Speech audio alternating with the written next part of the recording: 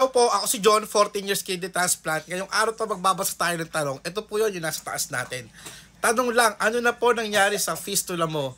Di na ba nag-vibrate? Back to normal na ba? Bago ko po sagutin yung tanong na yan, may isi-share po ako sa inyo. Lalo na po sa mga nagda-dialysis dyan, bagay na bagay po to.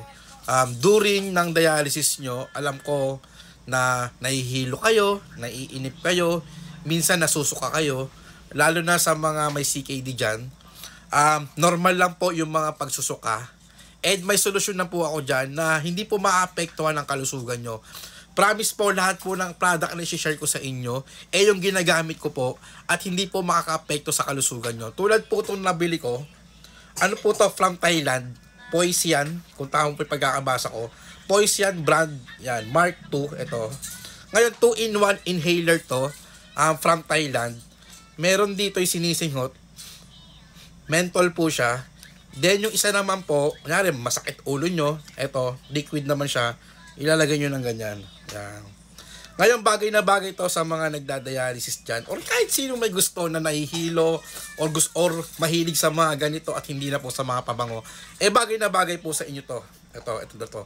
Kung gusto nyo na ito, ilalagay ko yung link sa yellow basket. Mura-mura lang, 35 pesos lang yata to.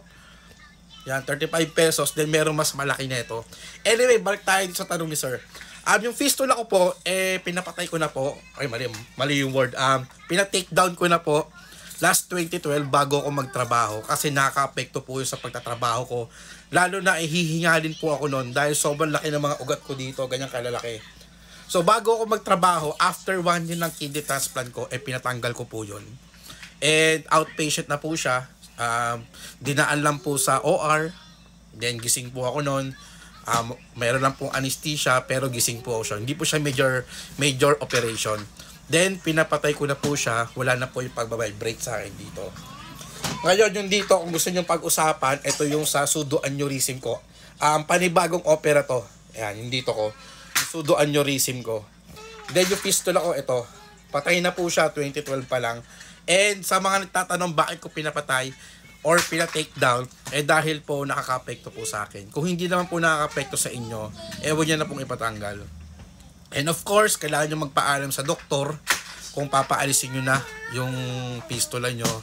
And for me, iba-iba po kasi ang sitwasyon, iba-iba ang pasyente, palagi ko naman po sinasabi. Kung sa tingin nyo hindi na po kayo komportable, ipa-take down nyo na po. Sino ba naman na may gusto na gamitin pa ulit yung fistula? Diba? Ayun lang po, sana nakatulong tong video na to. And kung gusto nyo po nito, 35 pesos lang, nasa yellow basket po. Promise, hindi po maapektuhan ang kalusugan nyo kasi ayun po yung importante sa akin. Ingat po palagi kung nasan man tayo, kung anong ginagawa natin. God bless po sa ating lahat.